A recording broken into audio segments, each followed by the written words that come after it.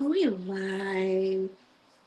We're live. Oh my goodness, real life. So exciting. Look who I have here with me today. This is amazing. I have the Dr. Corey J. Barnes. And guess what I have in my hands? Wow. He did it, guys. Look at that. Grace and He mercy. did it. And look at this. You talking about a read? Ooh. Oh my goodness. So tell me, I need to know about this book. Of course, I published it, but I didn't read it. I want to know about it. Give me some, like, some hearty meat about this book. Talk to me. Um, First of all, thank you for publishing. Thank you for all of your help and your expertise and your guidance along the way. As far as the book goes, um, I just I've I've lived a life. I've been through a lot, and God has kind of saw me through it all. And even when I think I got a better appreciation for it now than I did. You know, when you're going through stuff, you go through it. You don't know how else to do it than to go through it. But as far as the book goes, the most recent, I guess it's been a couple of years now though, but the most recent season of my life when I went through something, um, it was a little different than other things. And so it was different because of how people responded to what I was going through. Some family, some friends, it was some stuff that you wasn't really prepared for. And where I'm from, it's you if somebody come at you, you respond. That's just how you build. You don't want to be looked at as no sucker, no punk or nothing. But I had to go about this a different way. I just kind of I handled it a different way. And for a while, it was speculation about what happened, Okay. about what's going on with my story and whatnot. And Put it in here. Did I end it? no, I don't think you needed that. Okay, I just want to make sure you're in there. Like this is reality, okay? This is He's talking, so I want to make sure. so. I I wanted to tell, you want to answer people because you hear lies and you hear people making up stuff and you want to address it. But I just decided not to. And I kind of chilled. I didn't like it. It just kind of showed me some stuff about some folks, about some people. Um, but But that's minor, because people, if you're not relevant, what is there to talk about? You're relevant. I want to get down to the nitty gritty. Like, dude, oh my God, like you took in your great grandma. You left school to do that. Like,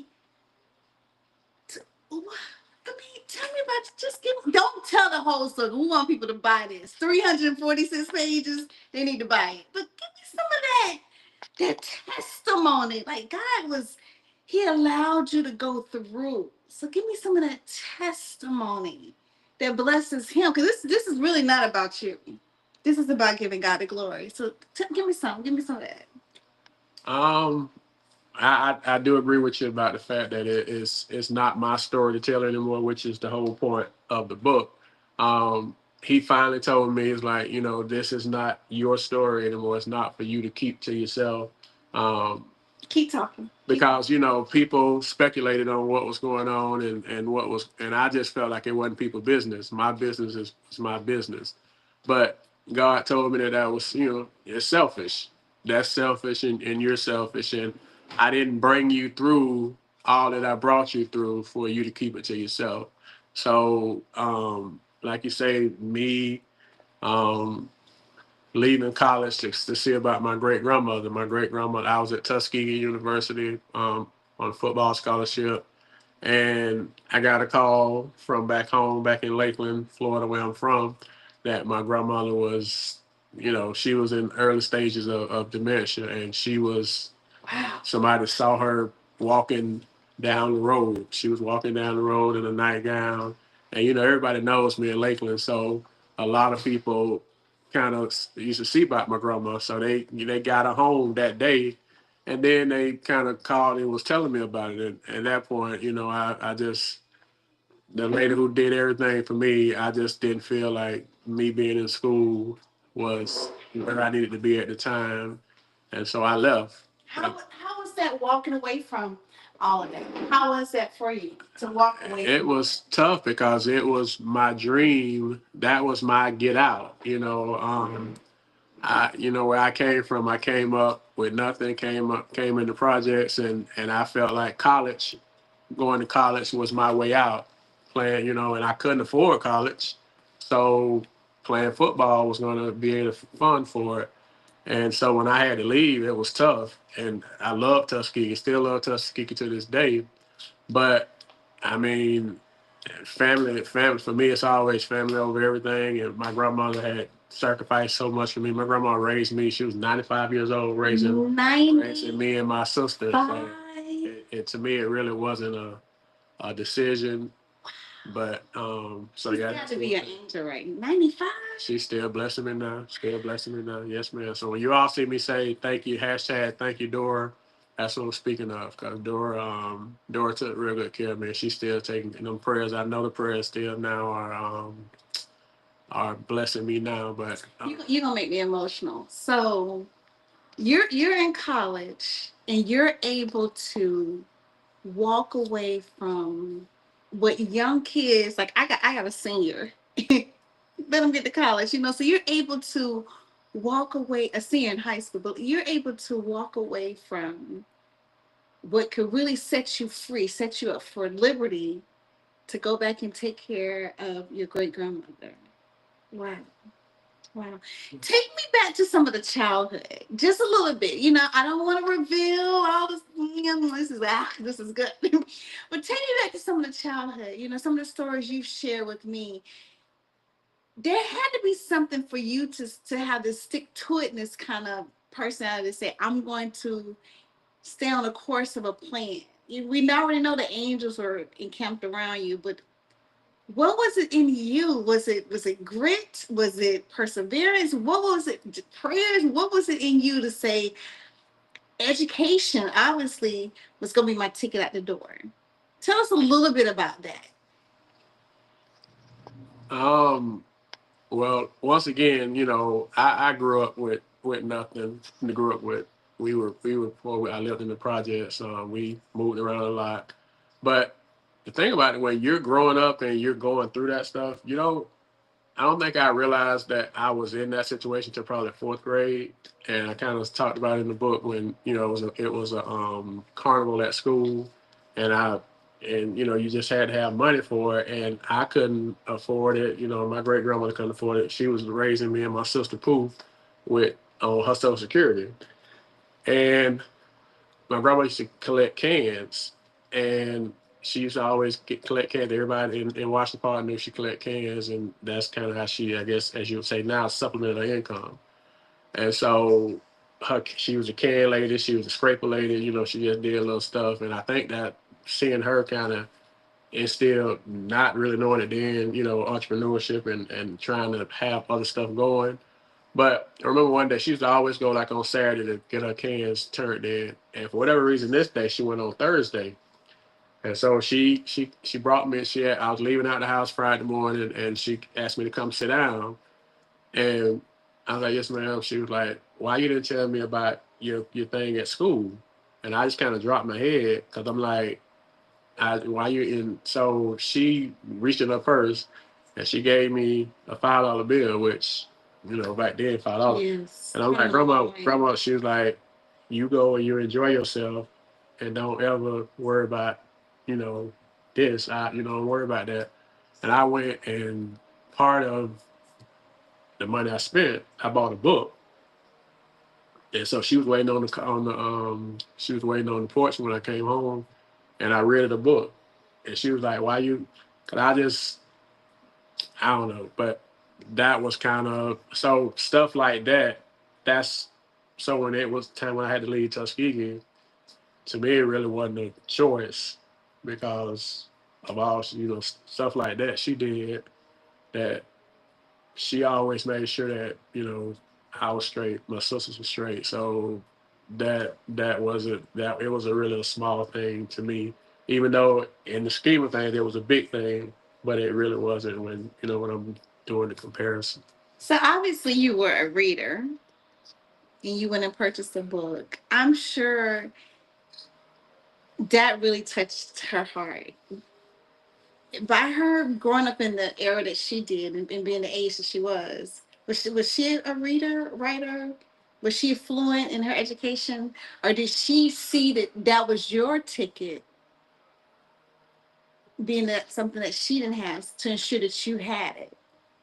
Well, my grandmother was a slave, so she wasn't allowed to read or write. My grandma didn't write her name until she was 97 years old. So she used to always tell me, she was like, "Corey, you get your lesson because that's something they can never take away from you." And that just stuck with me. And so she was adamant about me in school, and I just felt like it would be a slap in the face for me not to take advantage of the opportunity because she didn't have it. And I still remember one day I was coming home from school and she was out on the porch and she was just sitting there. She was just so happy. She had a piece of paper in her hand.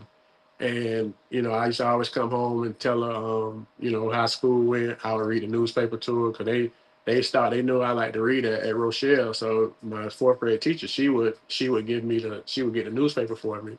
It used to be like a couple days old, but I would go home when I get it and read it to my grandma if I wasn't reading a book or whatever. And on this day, she was like, I was like, "Grandma, what's just the paper?" Or whatever. She was so happy. She said, "Guess what? Guess what?" She used to go to a senior center when I went to school, and she showed me this paper, and she had DORA on it. Oh, she wrote a She had wrote a name. name, She wrote a and she was so name. happy. She wanted to show me that she at 97 that was the first time she had wrote a name. And so for me, I consider myself a lifelong, I consider myself a nerd, a lifelong reader. I kind of accept being a nerd now. At some point, back in the day, it'd be like it was embarrassing to be called that.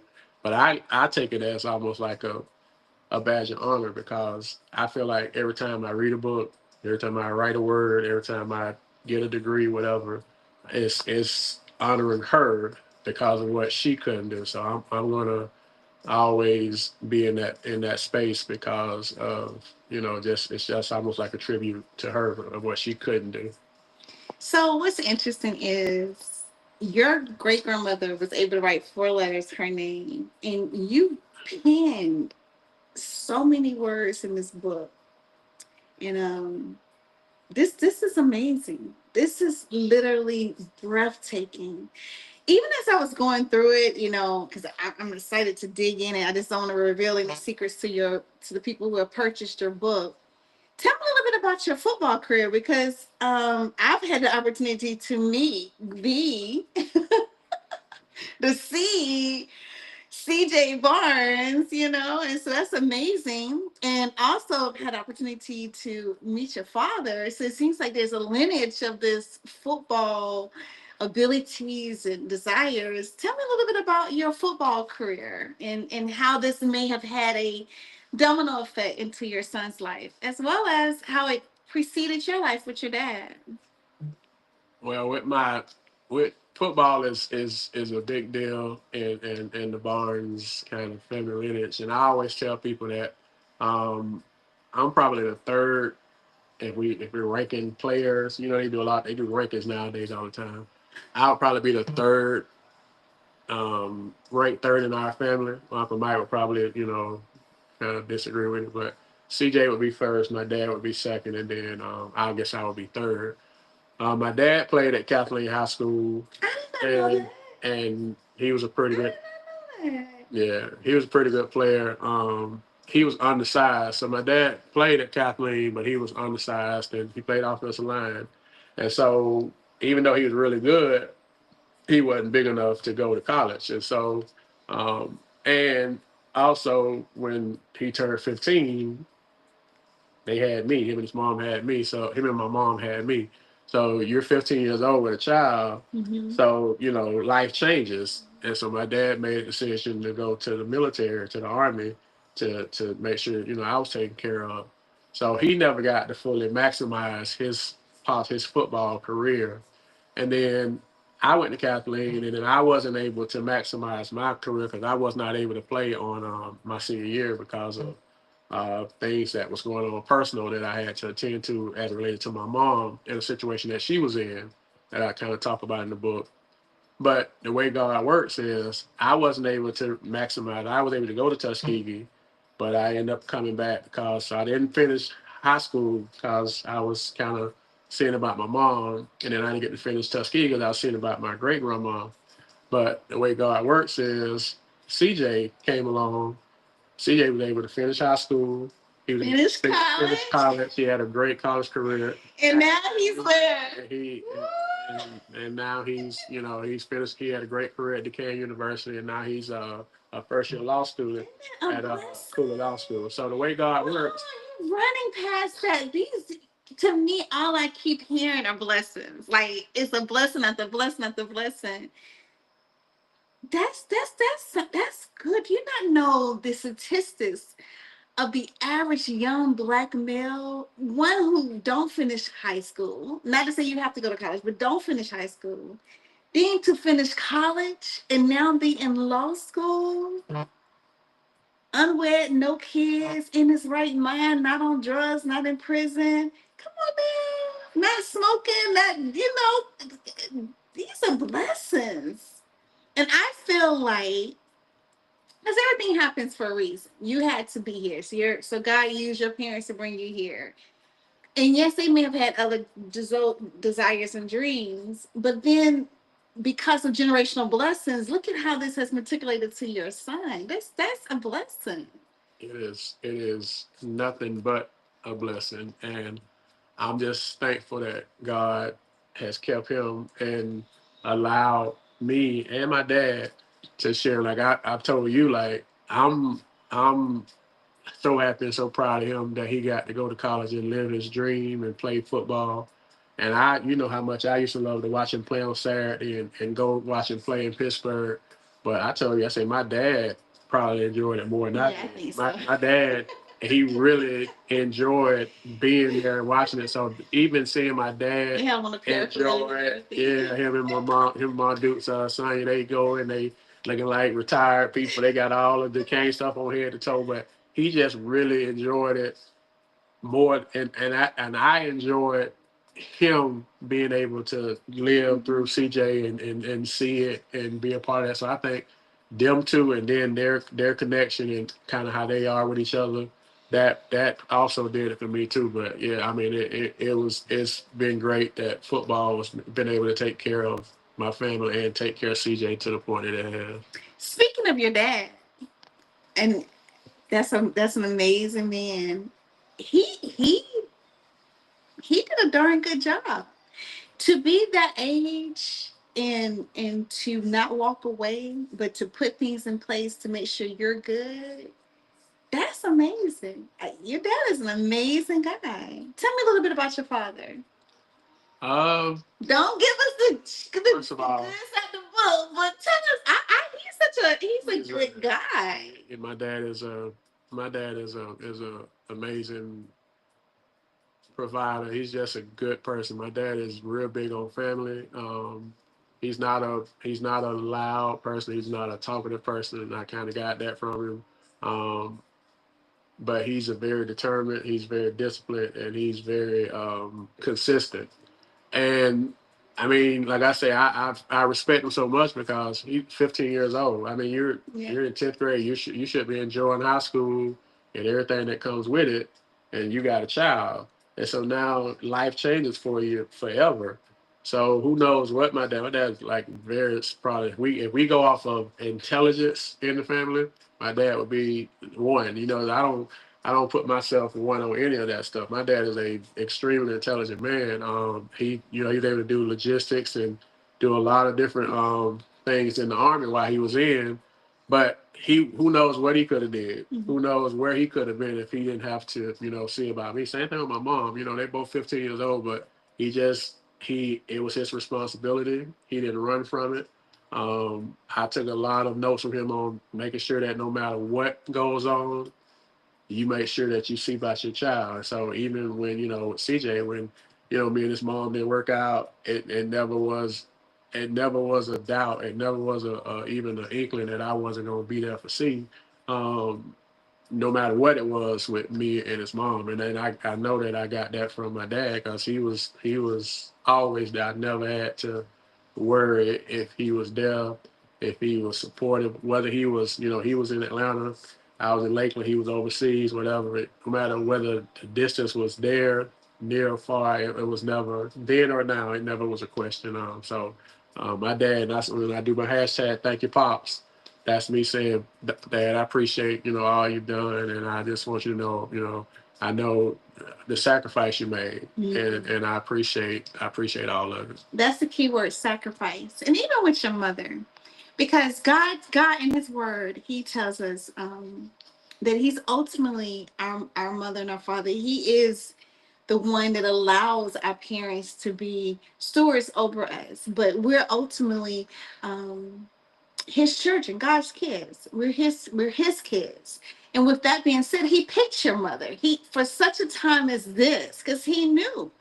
And I would like to hear a little bit about your mom. You talk about her quite often. I know she's a songbird. She's a beautiful woman, but she also has a testimony. God is still has His hands on her life, and she served her purpose in bringing forth His children. So tell me a little bit about your mother, and do not again give us the secrets in the book.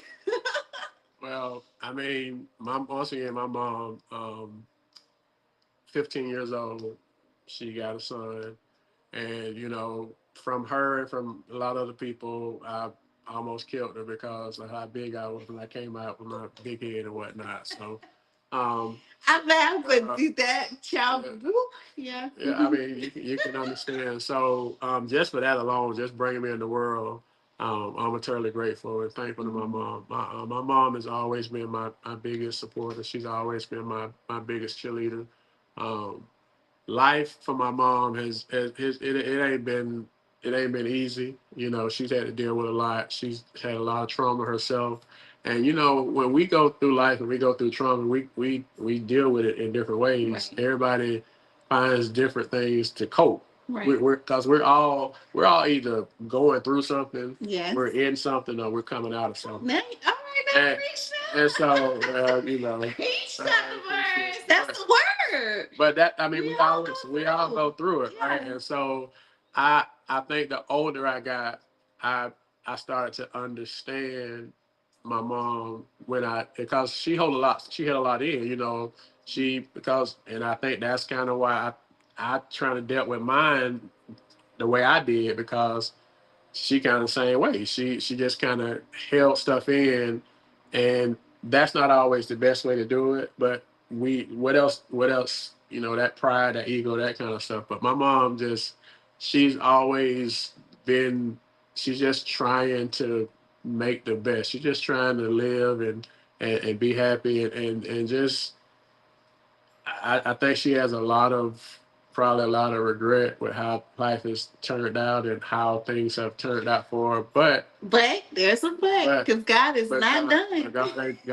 God's not done with my Yeah. mom, and she Yeah. just she's just an amazing woman. She's not a big woman. She's a small woman. She got a big voice. Mhm.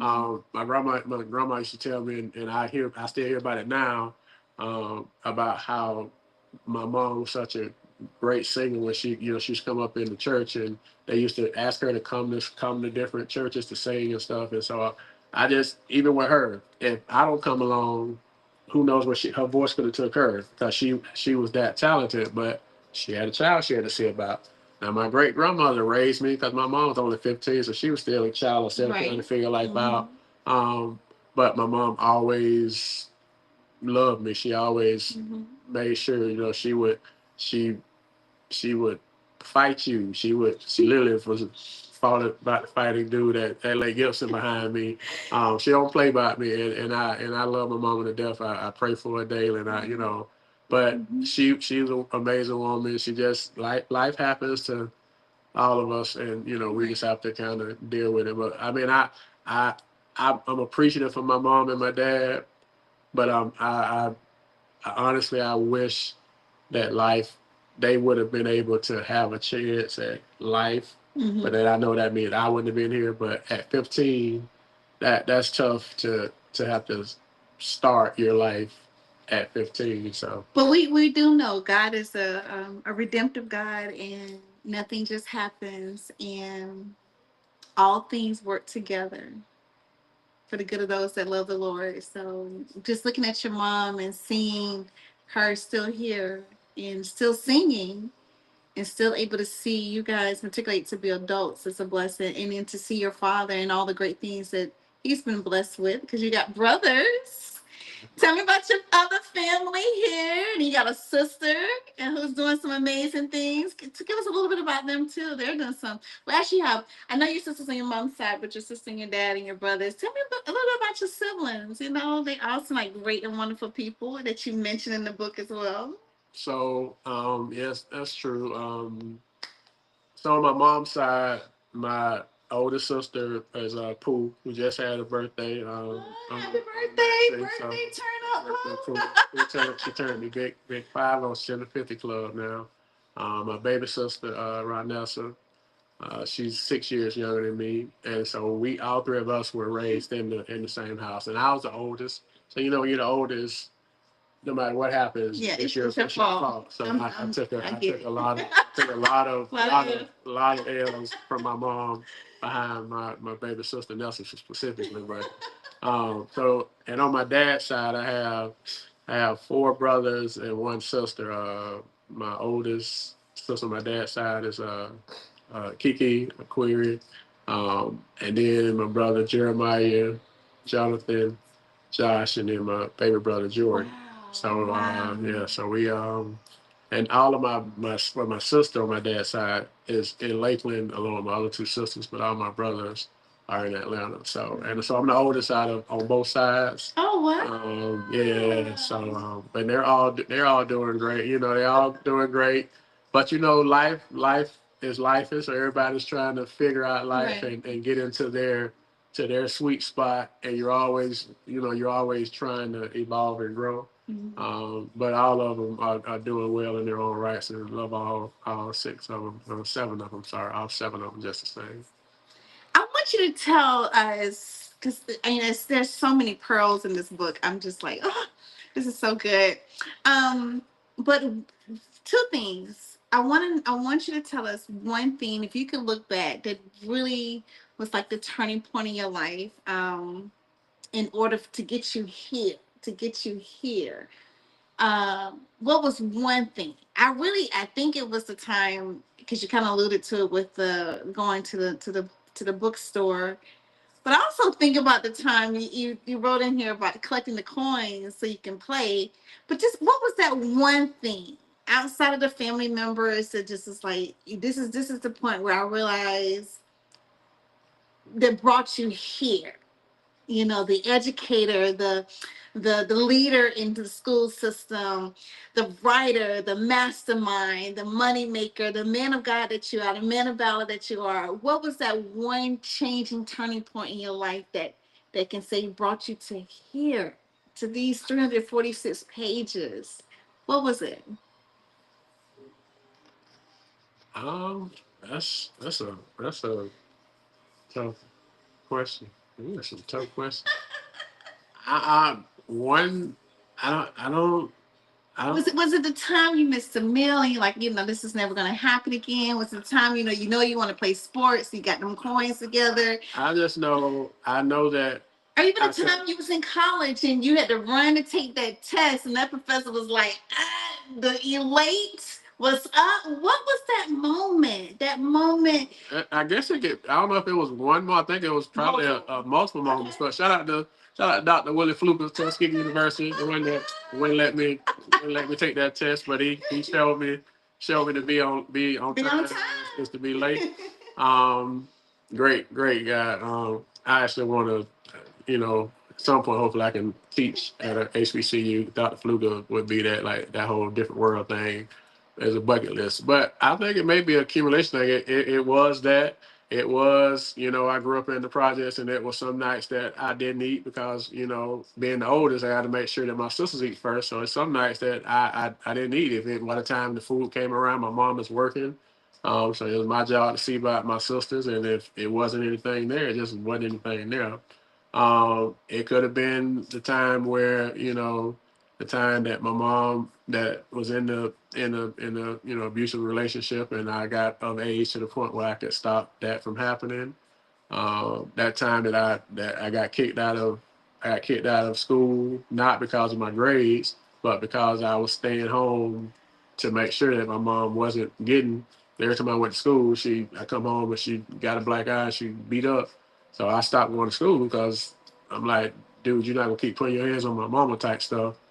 And so I guess all of that, and I could control where I came from, but I always told myself that I can't control where I'm at, my environment, and I don't blame, like I said, my mom, dad, grandma, whatever, because they were doing the best they could. But I just said that I just made up in my mind that when I got to a point that I wasn't gonna, something as simple of as I just wanted to make sure that my lights would never be off because I grew up a couple of times where the lights was off and you just couldn't afford to pay the bill. So as long as my mortgage paid, my light bill paid, phone, cable, I'm good. So I'm just making sure that I'm gonna always have lights on. So once I got to a point where I could make sure stuff didn't happen. So I guess there was a lot of Like different things along the way that kind of got me to this point. well, as we get ready to conclude, first I want you to please tell people how they can purchase this. This is a labor of love, guys. You can see it. This is a labor of love. It's unfiltered. It is his truth and his reality of how good God is and how he good God can be and will be and has been to all of us. Tell us how they can purchase the book, one. And then two, I hear you haven't mentioned it, but this entrepreneur is always hustling, okay, writing books and everything else. Tell us about your other business endeavors that you do. Because you make shirts. Look at this, guys. Look at what it says. This is what a miracle looks like. He writes the books. He got poke hoops, okay, like selling out at the doors, just money makers, just tell us a little bit about how we can get the book, and then what else you're doing to encourage others, because there's others who are built from the bottom up as well, and they want to know how can they come through and make it through and celebrate what God is doing in their life.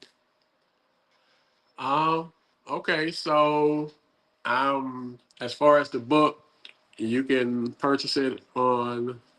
You can purchase it. I guess have some that you can purchase directly from me, from the author. You also can purchase on And how much is it? Amazon. How much? 19.99. So plus shipping and handling. Thank you. Thank you for keeping me current. Also, as far as things that I have going on right now, I've been blessed to be able to start a few businesses. So right now I have Love Doc vending, cleaning and designs, and essentially the design part of it is it's a three-part business. We create custom T-shirts and other print material. uh, Cleaning, we have our own cleaning company, franchise cleaning company with partner with Jan Pro, where we clean commercial buildings. We have about 4 or 5 accounts right now that we clean it a couple days during the week. I also have Love.com vending, where we have a couple, and after we get done with this, I actually have to go to one of my sites at a car lot and kind of check on the vending machine. So we do vending as well. Um, as she said, I created a sports media platform called Polk Hoops back where I'm from in Polk County, Lakeland, and started that 6 years ago. And God has like blessed that to the point where we're like the number one source for high school basketball in that area, and also in the state of Florida. We do a weekly podcast called The Man Cave, about to produce our second magazine. We do coaching clinics. We do a alumni tournament. I just do a lot of stuff, man. We're just trying to, build, bring, shine a spotlight on high school basketball in the area. And we've been very blessed and fortunate. I have two partners that I do that with, Corey Toomer and Billy D. Washington. Corey Toomer is also entrepreneur. He's owner of Four Life Promotions, and Billy D. Oh, Washington look at them plugs. is an all-state coach. He award-winning coach. So all three of us guys we work well together, and been fortunate most recently to start an investment group with some of my childhood friends and their spouses. Day one. It's called Money Makers Thought Changers. So we are just trying to You gotta learn shout out some names. You got, I mean, so you got the Nils, the Hughes, the battle the Battles, the Downings, and the Clark. and the Clarks. What's up? So all of us kind of we're all doing learning investments, and just trying to do our own thing to build, to try to build each other up and create wealth for each other, create generational wealth, financial literacy, things that we didn't necessarily have. So I'm learning about it. I'm always going to share what I have, and that's family. So if you can't share it with family, who can you share it with? Um, and So that's just some of the stuff. That's some of the stuff that I got going on, and I'm just thankful and grateful that God continues to put me in position to. We got three cameras going. Give them right there. Camera. Da, da, da. Thank you so much, D. Dr. Corey J. Barnes. Guys, stay tuned. You ain't seen nothing yet. God is showing out in your life. Woo! Okay, I gotta be quiet about it, but he's showing out in your life. I'm so excited for you. So excited for what God is doing it to you. And as we conclude this, eyes have not seen, ears have not heard, and nor has it entered to the hearts of man the things that God has in store for you, Corey. To God be the glory. Amen. We're out of here. We're gonna be back, guys. This is season 1, episode 1. We're trying. Tune in, follow, like, click, share. Please share and buy the book, guys. Buy the book. It's a tearjerker. Buy the book. Buy